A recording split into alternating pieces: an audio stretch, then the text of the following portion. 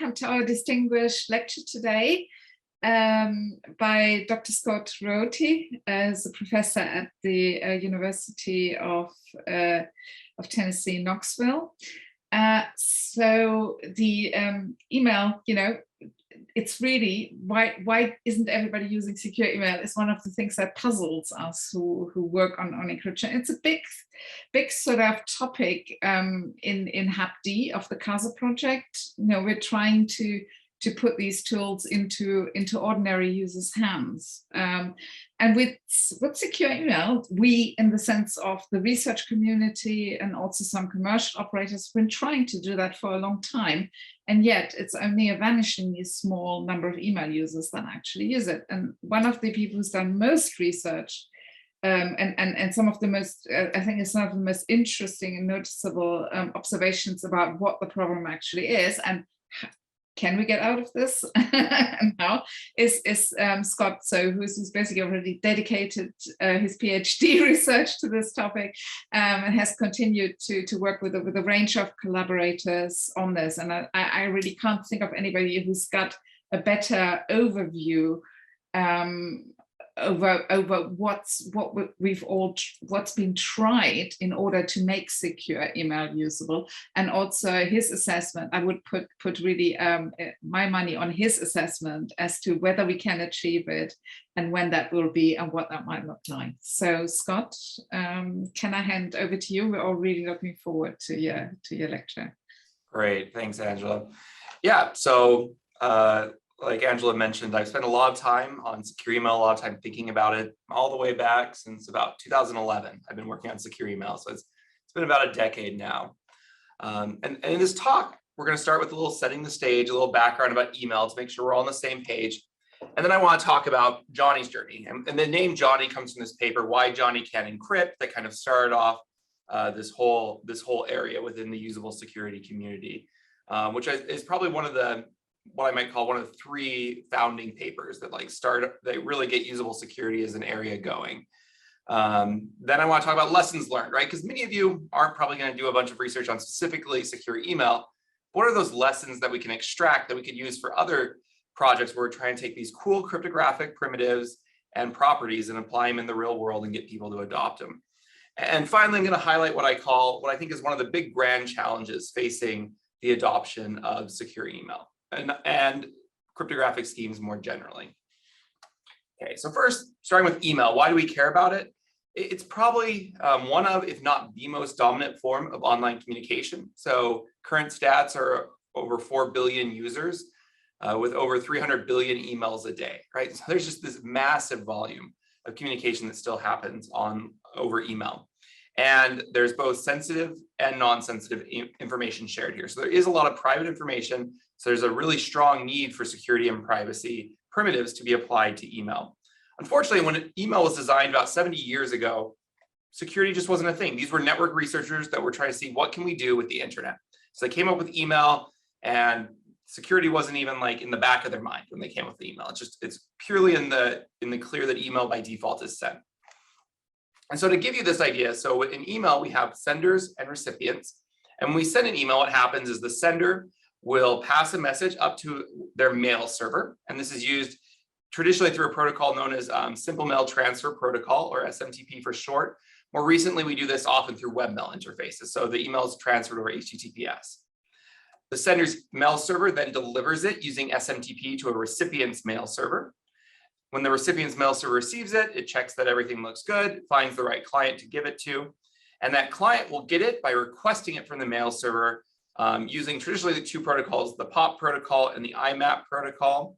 Though once again, more recently, webmail, we use HTTPS to communicate there. There's also the possibility that the recipient's mail server has to forward it on to other people, like it's an alias or a mailing list. So it actually, even with a single recipient, may end up in multiple recipients. This is kind of how email looks at that 1,000-foot view. Now let's zoom in a little bit to two people. We're going to use the names Alice and Bob who want to communicate here. And so in default, when Alice goes to send a message, once again, she sends it up to her email server, sends it to Bob's email server, which sends it to Bob. And note, there may be intermediate mail servers between Alice and Bob's email servers, but we'll ignore those for the purposes of this talk. So an important thing to note here is that While Alice and Bob have a copy of the message, which makes intuitive sense, we also see that Alice's email server and Bob's email server gets a copy of that message as well. So there's a lot of people that can see what these messages are. And in fact, if we have an adversary that we add here, Mallory, when that message is transmitted over the network, if she's able to eavesdrop on any of those channels, she'll be able to read that message as well. Similarly, if she wants to impersonate Alice, it's really simple. She just sends the message and says, hey, from Alice.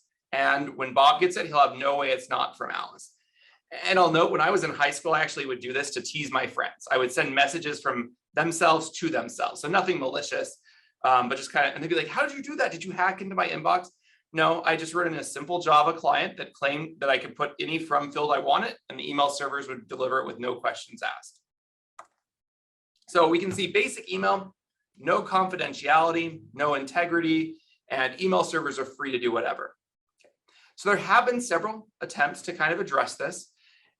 So the first one of these is TLS. You know, that's kind of what I'd say is the cryptographer's first thing is, let's just encrypt every tunnel. Like everywhere data passes, throw TLS, problem solved, right? So we can look at this. The nice thing is with TLS, now Mallory has no way to eavesdrop and steal those messages because they're protected when they pass through those channels. What Mallory can do is she can conduct what we call a TLS man-in-the-middle account, where basically to Alice's email server, she pretends to be Bob's email server. And from Bob's email server, she pretends to be Alice's email server. And this works especially well in the email setting because there's not a lot of good checking of certificates. It's really an opportunistic use of TLS. So in this case, yes, the messages are always protected during transit, but Mallory becomes one of those endpoints. And so TLS doing what TLS does, decrypts the message at Mallory's place, so she can still steal messages. And TLS does absolutely nothing to solve this problem that Mallory can pretend to be whoever Mallory wants to pretend she is. So TLS gets us a little bit of confidentiality, but it's not great. And there is research that shows that these man-in-the-middle attacks happen in practice. And we still have no integrity, and the email servers can still do whatever they want. So then we tried our alphabet soup approach. Let's throw a bunch of different technology at this and see what we can do. So the first, SPF, or Sender Policy Framework, basically is a list in DNS of which IP addresses are allowed to send email for that domain, right? So at the University of Tennessee, ideally we would say, hey, we know our email servers are at these public IP addresses. They're the only ones that can send at utk.edu emails.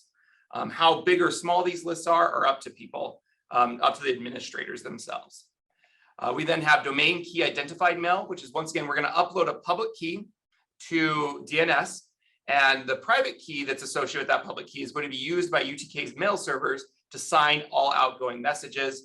Recipient servers, not recipients, but their servers, can go out and check that public key, use it to verify the signature. If it passes, then that message is assumed to be legitimate. And then finally, we have DMARC, domain-based message authentication, reporting, and conformance. And basically, when they created SPF and DKIM, those said, here's how you check, but they didn't say what to do if a check fails. So DMARC is basically the policy on top of these checks. So now we can see this with these technologies. Once again, TLS is going to protect the message during transit, but now it was signed by Alice's mail server. When it got to Bob's mail server, it checked it before sending it on to Bob. Note that Bob gets no direct attestation that this message really came from Alice. He's just supposed to trust that he would only get messages that his email server had verified. Mallory, if she tries to impersonate Alice now, she doesn't have that signing key, so Bob's email server gets it and then destroys the message and never sends it to Bob. That's ideally. So we now have limited confidentiality guarantees, and we should have some limited integrity guarantees as well. We don't know it came from Alice, but we should know it comes from her server. Now, in practice, the configuration on these DMARC policies is actually rather poor. So a lot of times, if it's an invalid signature, they'll still pass the message on. They might, if you're lucky, they'll mark it as this may be suspicious, but they usually won't throw it away. And there are technical reasons for that. And a lot of that has to do with mail forwarding. A lot of mail servers will tweak little bits of the body, you know, like adding a footer, like nothing in this email is confidential. You know, this is very common behavior for outgoing mail servers to tweak a message or an intermediate mail server. And a lot of times the way DKIM is implemented, it would break that signature and a lot of email would get discarded. Recipient mail servers aren't willing to discard all that email, so they'll still send it to the user. So it's not that great. And regardless, mail servers themselves can still do whatever they want. They see all messages. An outgoing mail server can pretend to be any of its users. A recipient's mail server can just pretend like it verified things, but still send messages to its recipients that it wants. So not really secure. So that brings us to end-to-end encryption, which probably all of you were like, okay, that's where we're going, right? So this is where we have public key pairs for both Alice and Bob. Alice uses Bob's public key to encrypt her email. She signs it with her own public key or her own private key. And then Bob is able to look at her public key to verify the signature and his own private key to decrypt the message. Okay. So now we have this nice thing that we don't even need TLS anymore. Mallory is free to steal the messages when they go in transit, but it doesn't matter. So the mail servers, Mallory, have the encrypted message, but it doesn't do them any good because they can't decrypt it. Okay. Now, if Mallory tries to send a message, Bob's email server just sends it along, but now Bob can check that it didn't really come from Alice and get rid of it. So end-to-end encryption is where we want to be.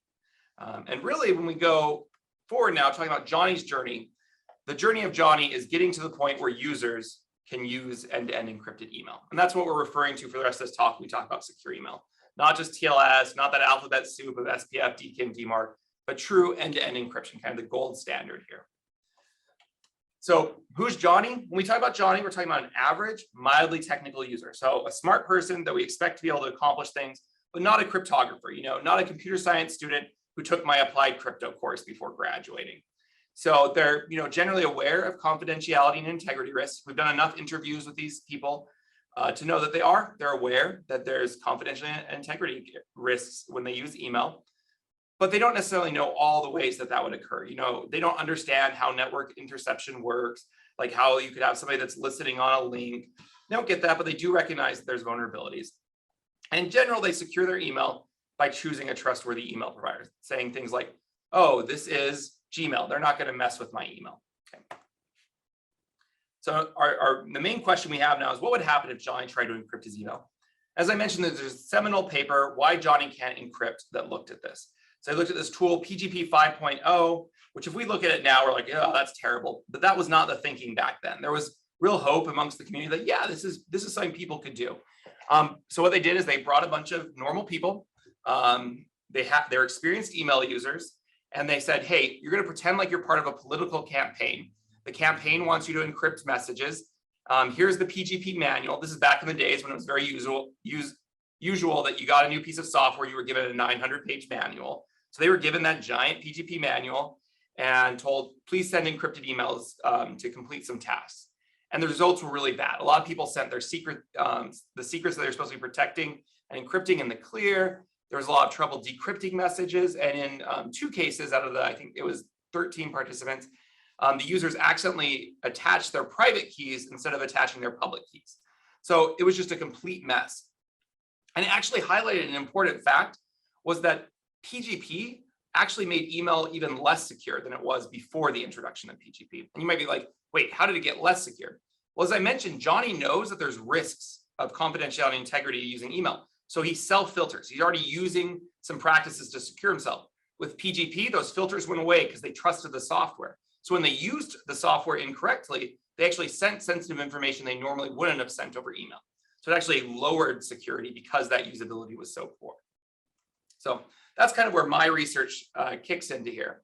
And we wanted to come and look at this problem a little bit more systematically to see, well, could we get Johnny to a point where he could encrypt? And so that first question is it even possible for Johnny to encrypt? Let's say we made the most simple system. So could he use the most simple possible system that still was end-to-end encryption? Or would even that be too hard for him?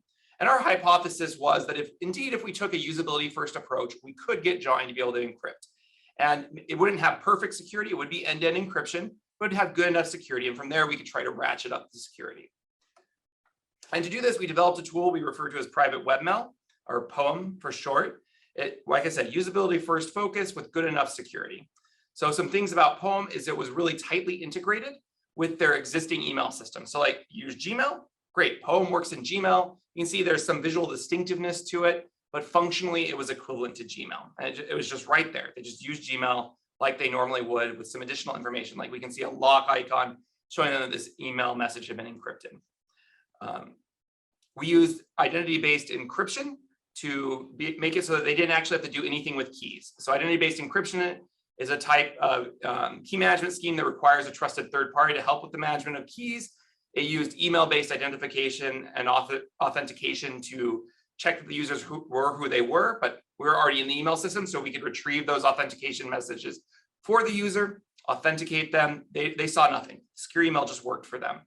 And we also had these onboarding messages that would help them understand what they needed to do and get the tools running really quickly. It was about 2 clicks. 1 click to go to the website and 1 click to then install the system. As we mentioned, that completely transparent key management, we had a bunch of informative documentation as well, and that simple installation. So as you can see, IBE, not the strongest possible form of key management, but the easiest form of key management. Everything was, let's make this as easy as possible and see if we can at least get Johnny doing something. Because if he can't do this, then there's no hope for him whatsoever with secure email. And the answer was yes, Johnny could encrypt his email. So we know if we make it super email, he can succeed. And we demonstrate this with 2 user studies where we ask people to first set up secure email, to encrypt an email with it, and then decrypt an email with it, right? And in our first study with 25 students, we had a 96% success rate, right? And that's a lot better than the 10% that PGP was seeing. We still did have about a 10% error rate where people sent messages unencrypted that they meant to be encrypted. But people overall really liked it. Both quantitatively and qualitative feedback showed that they were really big fans of this. To test that those results held up, we actually ran a second study with 32 students where we compared our system versus another corporate system known as Voltage Mail that uses IBE. It doesn't integrate with existing Gmail systems, but it's its own email system that uses IBE behind the covers. A bunch of companies use this. This time we had a 100% success rate with Poem. So that's just that margin of error between 96 and 100, but about a consistent 10% error rate. But people overwhelmingly preferred Poem to Voltage Mail. Some things we noticed though, Johnny was still a bit confused. He was still making mistakes, as I mentioned, about 10%. Johnny did quickly recognize those mistakes, but by then it's already too late, right? That's that barn door principle. The horse is already out of the barn. It's too late to close that door. They also weren't very clear about who could read their encrypted email. We made it so transparent that they thought, can my mail provider read it? Anybody that receives it? Because they hadn't actually had to take any manual steps to use their tools. They didn't realize it had to be within their mailbox. Somebody that had access to their email that could read their messages. And another interesting one is they thought it was so fast and they loved that. They're like, there's no way it can be secure, right? You can't be secure if you're instantaneous. We're like, okay, we'll have to do something about that. So then we said, well, can we help Johnny a little bit? Can we help him avoid some of these mistakes? And can we help him build the correct mental model of what's going on here? And our hypothesis at this time was, well, what if we, instead of integrating it really tightly, what if we do have a separate tool? Then he's interacting with ciphertext. He can see very clearly, is this working or not? And so we built a tool called Message Protector to test this hypothesis. So Message Protector is a separate tool where they would do we still used IBE, but this time they would have to go and get that authentication key from their email, paste it into their tool to finish the authentication step. They'd have to manually click encrypt or decrypt, depending on what text they had pasted in there, to have it take the operations necessary. And they would also manually select who the message would be encrypted for. Okay. So we looked at this and we kind of got a 1-step forward, 2-step backwards situation here when we studied it. Once again, very similar tasks as before. The success rate went down a little bit. It was 90%, but 0% error rate.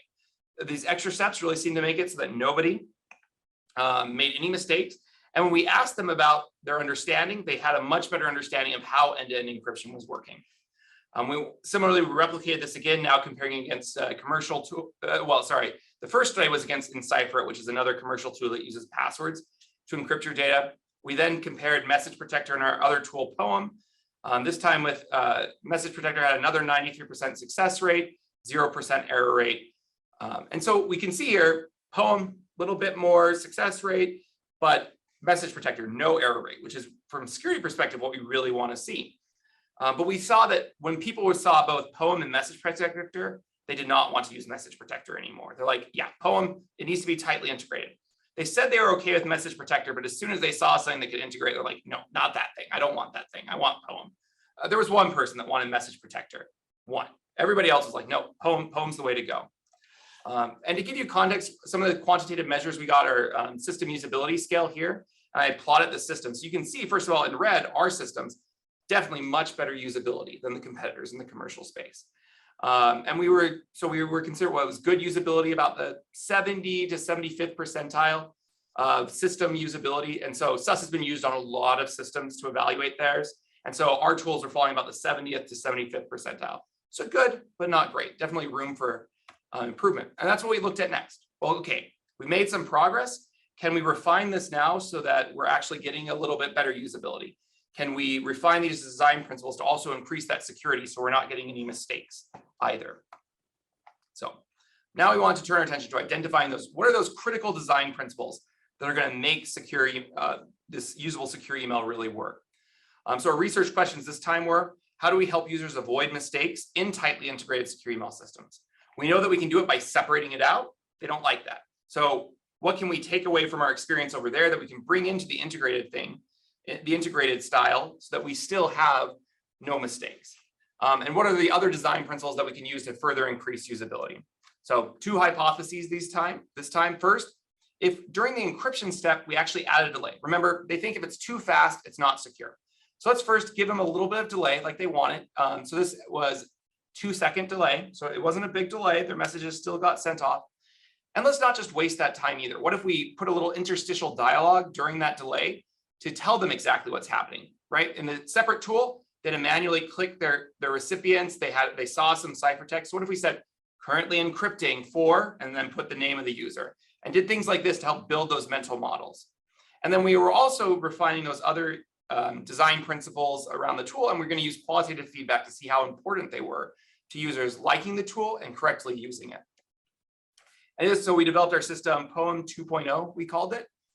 So some of these design principles, as I mentioned, delayed encryption, right? It's an artificial delay. On modern machines, we use AES to encrypt the main message, and then that AES key is protected using the IBE public key system, but that happens instantaneously. There's absolutely no delay, even running it in JavaScript. Right? So we added a little delay here. And like I said, we have an interstitial that says encrypting for scott@ruoti.org. And it'd go through all the recipients really quickly. And we did some chicanery to make sure that delay never got really long, even if they had a bunch of participants. But we were using this time to build that good mental model. We also improved our initiation messages. One, we made them a little bit more pretty, which turned out to be important to users. If it didn't look professional, they're like, well, that can't be secure. Why would you care about security if you can't make it at least look good? Once again, we might disagree with that, but that's how they're thinking about it. We also added the ability to have a personalized greeting that would be unencrypted attached to the beginning of this. This is kind of turning spear phishing on its head. We want to say, hey, I told you I was going to send you some sensitive data. Here's me sending the sensitive data I promised. That way they know this isn't some weird email that's trying to get them to install software, normal phishing or malicious email. And then we provided really clear instructions about what they needed to do. We also built these inline tutorials. In POEM 1.0, we had tutorials, but they weren't inline, and people ignored them. Even when they couldn't use the system right, they would not go and watch the tutorials on our website, even though there was a video tutorial. So instead, we had to integrate them. So as the first time they did a task, it would automatically highlight the parts of the screen where they cared about. And we found, as we'll talk about in the results, they actually did watch these. And we really focused in on this distinctive interface. So it was very clear what was happening. They couldn't actually miss a lock icon. We highlighted it with colors and a lot better to give this clear distinction between what is encrypted and what's not, and giving them confidence to know when they're in that encrypted interface or not. So this time we did a bigger study. We had 2 variants of POEM. So we did an A/B study. One variant had the delayed encryption. Another variant did the direct interaction with ciphertext. So they'd first click a button that said encrypt. They'd see ciphertext, then they'd have to click send. So a little bit more like that original tool.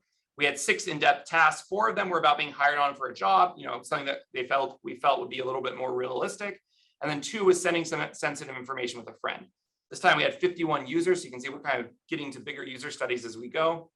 And overall, it went really well. So POEM 2.0 in terms of usability got a score of 80, which is about the 87th percentile of all systems. We're getting really close. So viral software, so something that just goes viral on its own, is kind of in this range of best usability. So we still kind of fell out of that. We're an excellent usability, which is kind of corporate tools that aren't viral that you use, but that get used widely. Something like Microsoft Word would fall under this excellent category, but not best. Whereas best would maybe be something like Facebook, where everybody just generically starts using it back then.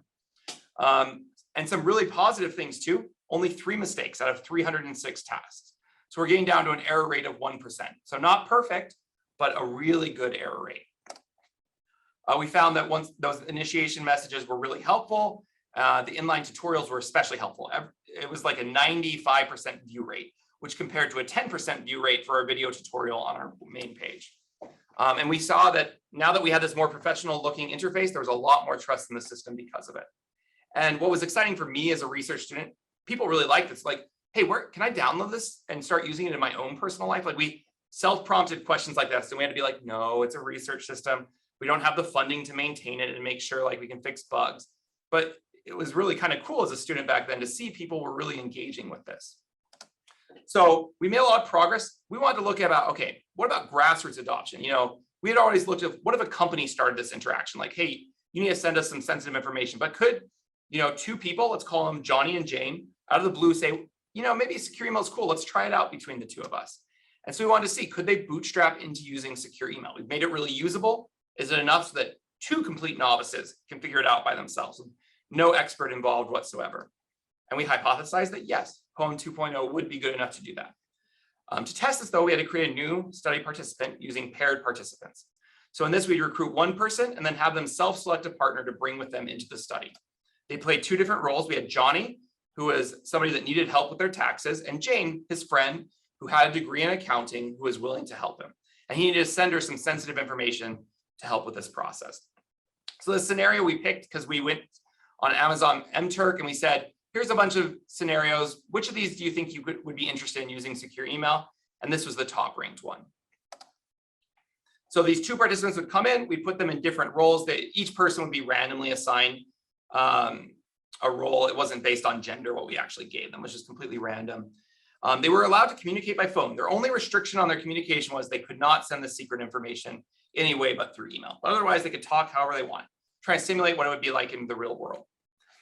In this regard, we conducted a within subject study where we had 3 different tools. So we had our POEM 2.0. We wanted to also look at what was happening in industry at the same time. So we had Tutanota. You guys may have heard of Proton Mail. Tutanota is just like Proton Mail. Tutanota was bigger sooner than Proton Mail. So that's why we were doing it back then. Virtru, which is another tool that integrated with Gmail. And so we had 28 participant pairs that did all 3 of these systems. We also ran a study with a tool called Melvelope, which is basically PGP, where a bunch of PGP developers have been like, hey, we get PGP wasn't usable, we get it. So let's build a version of PGP that we're going to just we're going to make it as usable as possible. And we wanted to see, well, had PGP made progress in what was then, about 15 years since the original Why Johnny Can't Encrypt paper. It was in its own between subject study because some of our pilot studies showed that if they were to succeed, it was going to take the whole hour that we had allotted to the study. And so we wanted to give them the best chance to use this and not say, hey, you failed because it took longer than these other systems. So what we found is that once again, POEM 2.0 performed better than any of these other systems. 100% task completion, 0% error rate, and a really strong usability score. This is important because it means that we outperform commercial alternatives. That's not just like, I'm not bragging on myself, but it shows the value of taking a research-oriented approach to this. It's really easy to sometimes label this research as applied research in our field and be like, well, it's not theoretical. Why are we doing this? This is too like industry. But we see what industry is doing. They're doing their best. When we take this methodical approach that's kind of unique to academia, unique to true research, we actually were able to outperform them significantly and build tools that our users were excited for. And even the Virtue, where people are like, I guess that was cool. There wasn't excitement for that tool whatsoever.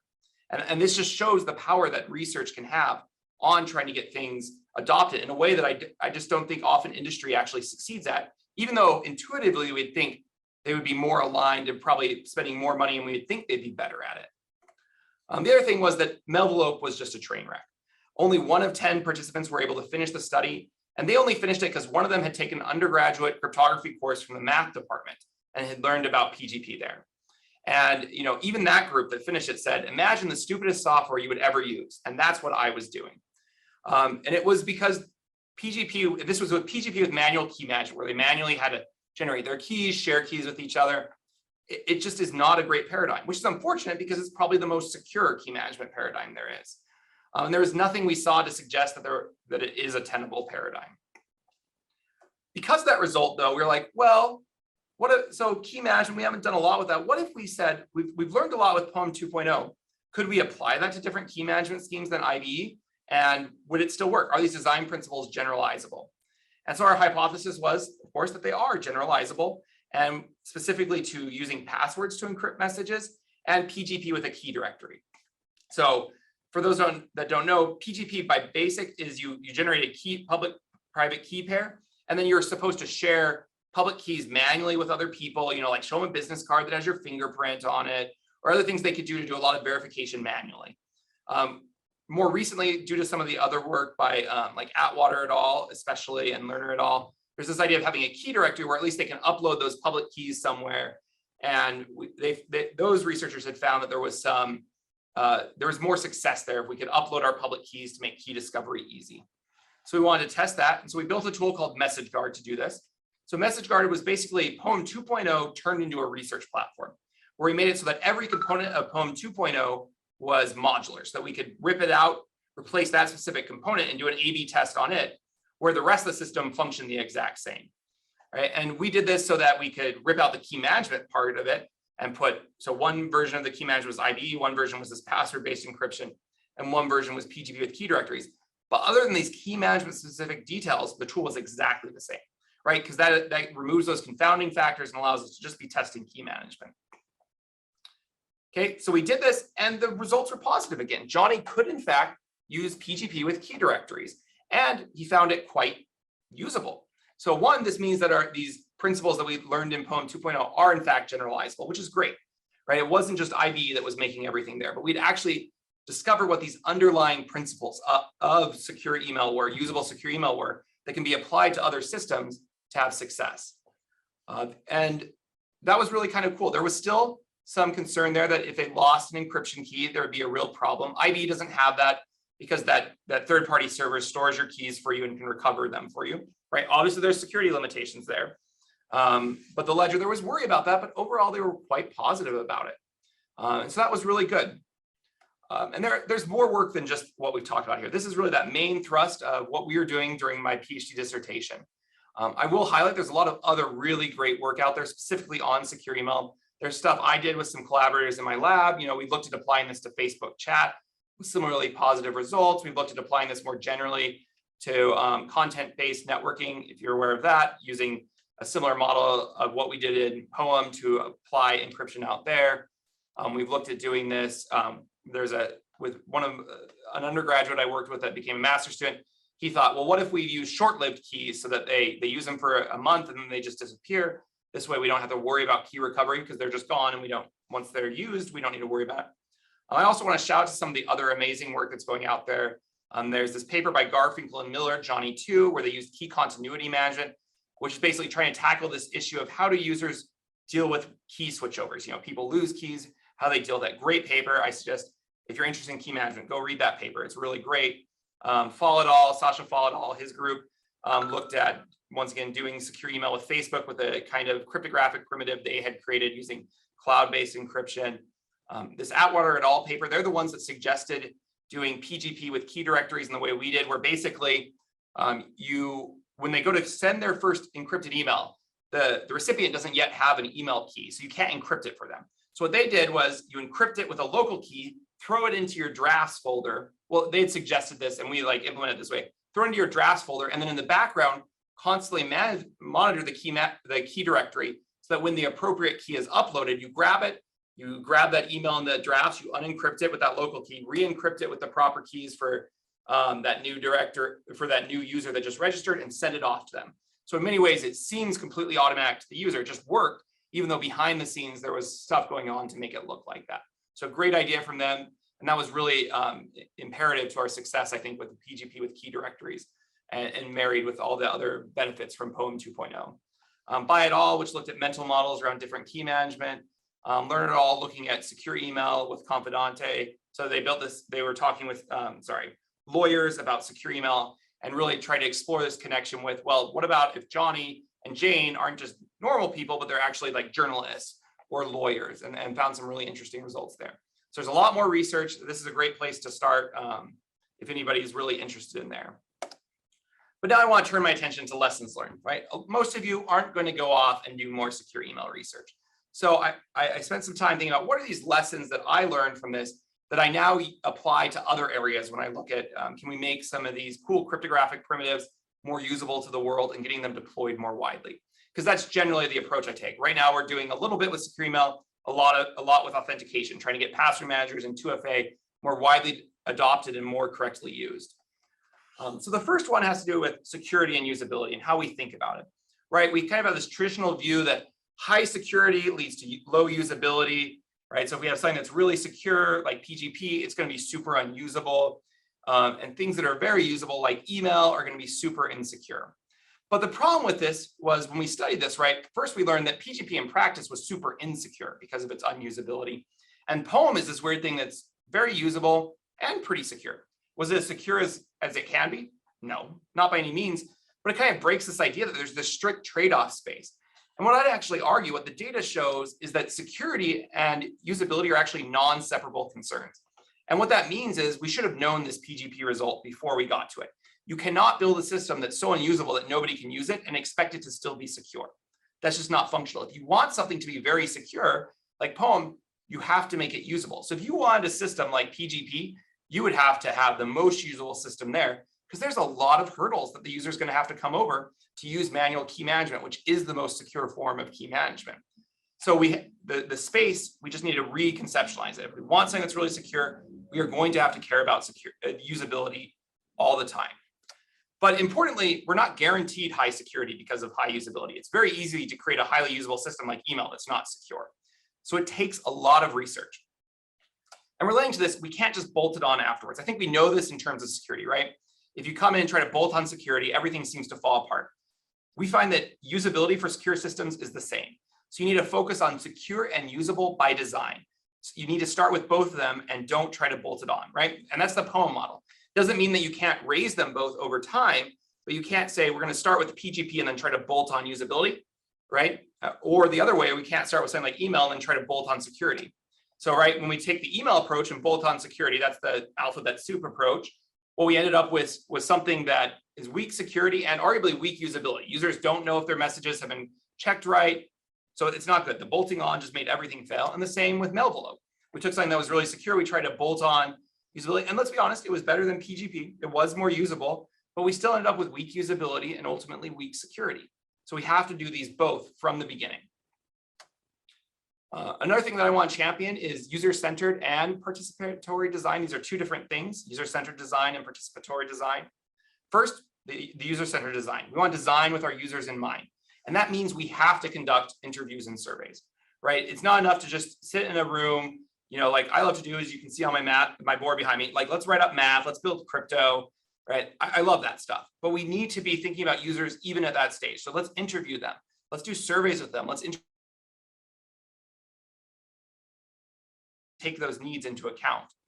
And another way that we can do this that is really powerful is participatory design. Let's actually have those users come in and tell us how they would design it. Now, I want to be crystal clear. Their designs are not necessarily correct. That's not the point of participatory design, is to say, whatever they say, we got to build now, right? That's not what we're trying to do. Instead, when they tell us what to design, it gives us a really crystal clear understanding of what their problems are and how they would normally go about solving it. And it gives us that really good idea of what's going on in their heads so that we can design the right system. So I strongly advocate usable by design in there. Okay. And so some common design principles that have come up from me doing this type of work with this user-centered design and participatory design is that, first of all, users choose their secure communication tools based on the functionality, not security. So if you want to have a really cool tool, it needs to be a value add in their life. And the value add cannot just be security. Users do care about security, but it is an insufficient value add by itself to get them to stop using their old tools. A really interesting point we found is that users are willing to pay a price to get more, pay a usability price for more secure email and security in general, but they are very hesitant to impose a price on other people. So this came up repeatedly in our secure email system. They're like, yeah, I like this. I'm totally willing to do this, but and would my friend, I don't know, I'd feel really uncomfortable doing it with a friend that hadn't yet started doing this because maybe they don't want to do it. Their concerns were not about them using it themselves. They were willing to pay that little price, especially because in the studies, they were getting paid to pay that price and they saw how little it was. But even when we made that price very little, they were very hesitant to impose it on others. And so that's something we need. If a system to be successful has to have these kind of network effects where everybody starts jumping on it around the same time, we really need to consider how are users going to view that kind of extra burden they're putting on other people. And then maybe counterintuitively, that slick UI design and the speed of operations, those are very important concerns for users. And to some extent, as a researcher, they're frustrating at first. It's like, this is a research prototype system. Can I focus on other things? Or, this is fast. It's supposed to be fast. Can I just correct their mental models? Maybe over time we can. But right now, getting these slick UIs and thinking through these operation speeds are very, very important, especially when we're doing user studies. We don't want them as confounding factors to the actual design principles that we're trying to test in our user studies. And relatedly, if we make things too transparent, I would say this is kind of the cryptographer's cheap way to usability. Let's just hide it all from the users. They're a bunch of dum-dums, right? Like, let's just not show them anything. Yeah, that backfires. In all of our studies, that backfires. One, because they're like, too much is happening behind the scenes. How on earth could I trust this? There's nothing that I can verify.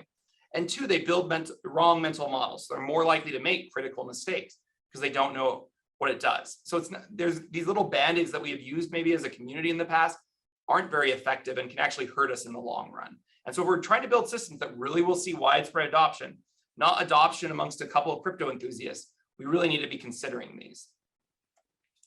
Another big thing is we need more and better user studies, right? So a lot of the value we gained in our research was through these user studies, not just for validation, but it helped us know what the next steps were, right? Going back to POEM 1.0, we learned that people were making bad mental models, but that we could improve them based on their qualitative feedback.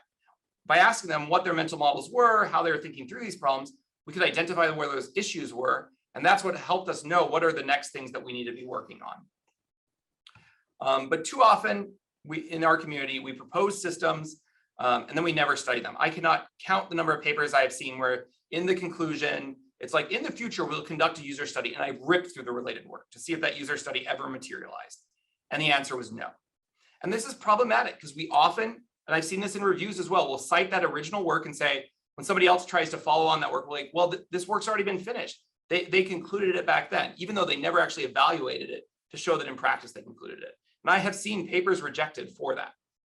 And so we have to be very careful of that as a community. And additionally, it's keeping us, it means that we often have a bunch of cool ideas, but we don't know which are the good design principles in those ideas and which aren't. We're not going to know which parts of it work really well until we actually go and test them. And it's not just more studies, we need better studies. We need studies that are trying to be more representative of real life, having less simulations, which is hard. That's something we're just going to keep getting better as a community as we do these, but it also helps to reach out to collaborators that maybe have already done this kind of stuff to get that jump start in our own research. And to give an example of where this benefit can come in our own studies, it was these paired participant studies, which was actually the idea of my advisor, Kent Siemens. One day he's like, what if we just had 2 novices do this? And we like all stopped. We're like, oh my gosh, yes, that's what we should be doing. Like, and it's like, how have we been, and at that point, we've been doing secure email research for like 3 or 4 years, and none of us had ever thought to do this. And the community had never thought to do this in secure email, even though communication by definition is 2 people. We'd never thought to bring 2 people. And I think there's a lot of room like this where it's just, there are really obvious ways we should be improving our studies. We just haven't thought about them yet. And in this case, doing 2 people, it got us different and better qualitative feedback. It showed us that there were differences between Johnny and Jane's perspective, and we needed to consider both of them if secure email could take off. We got a lot better natural behavior. It turns out people act more like themselves when they're interacting with their friends than when they're interacting with some study coordinator, right? And they were just generally more relaxed. In their downtime while they're waiting for one of their friends to figure out something, they would be like texting or they'd be browsing the web. They'd be like joking with their friends. They're just relaxed, which is increasing the ecological validity or the quality of the data that we are gathering from people.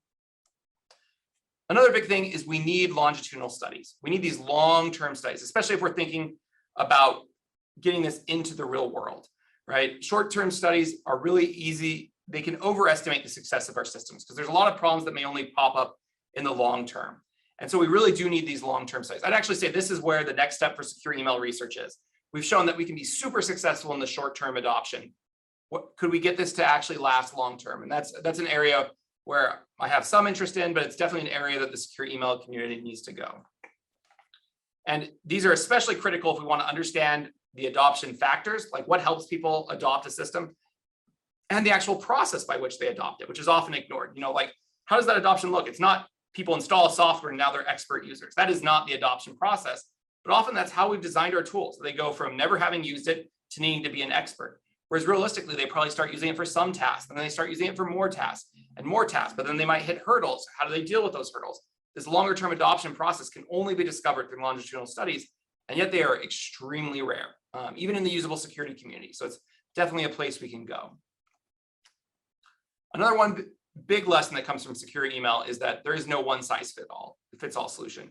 And in fact, this devotion to this idea that we have to have one solution that works for everybody has not been helpful, right? So a lot of people looked at POEM, and we actually, at one of our conferences, had a cryptographer come up and say, if your system was ever adopted, you'll kill people, because somebody that shouldn't use this will use it, and it won't be secure enough because of the IBE key system, and you'll be doomed.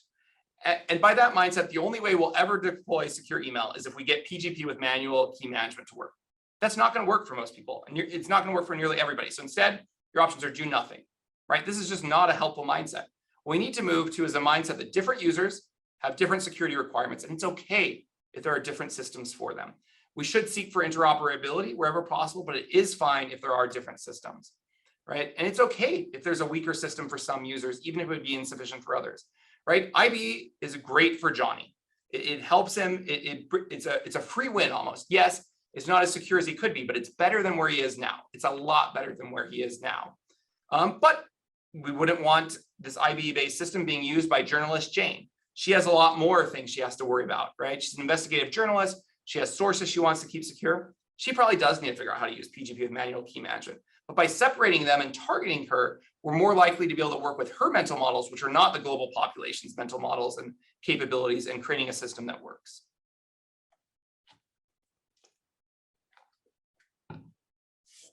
So let's end with what I call this grand challenge. And maybe you even saw this as I was going through those lessons learned. What about key management, right? Like, shouldn't you had a bunch of slides about key management and lessons learned, and here they are, right? And it's because key management is the linchpin to secure email. It has the predominant effect on usability and security, and it's just critical. And we get this really interesting thing that the most secure forms of key management are utterly unusable, right? No evidence that PGP with manual key management could be made usable by the masses. Maybe some specific small vulnerable populations, but not the masses. On the flip side, the most usable forms of key management, like IBE, receive a lot of pushback from the security community, right? Because of their need for a single globally trusted party. Okay. Then you might say, well, what about the middle? And there's a lot of approaches that sit in the middle between these two, and they sound really good until you go to do them. So consider that PGP with key directories.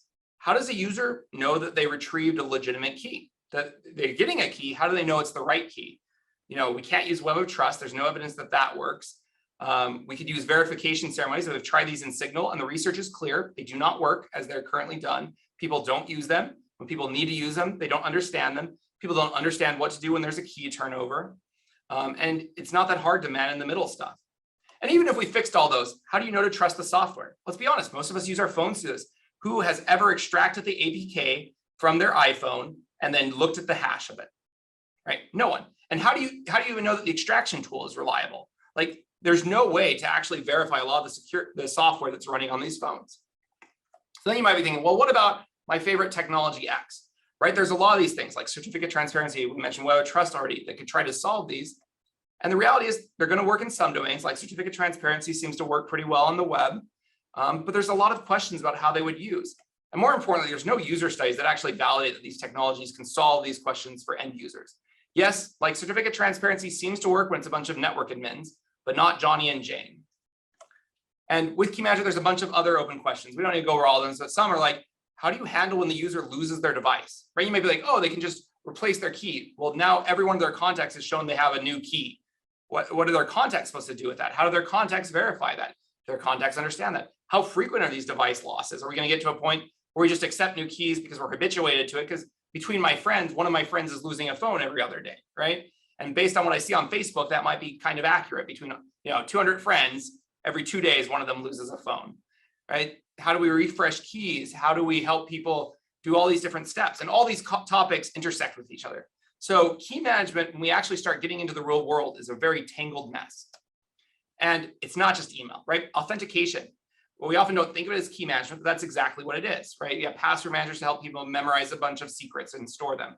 We have 2FA, which is about devices that store keys for us. Biometrics, which is trying to use our body as keys.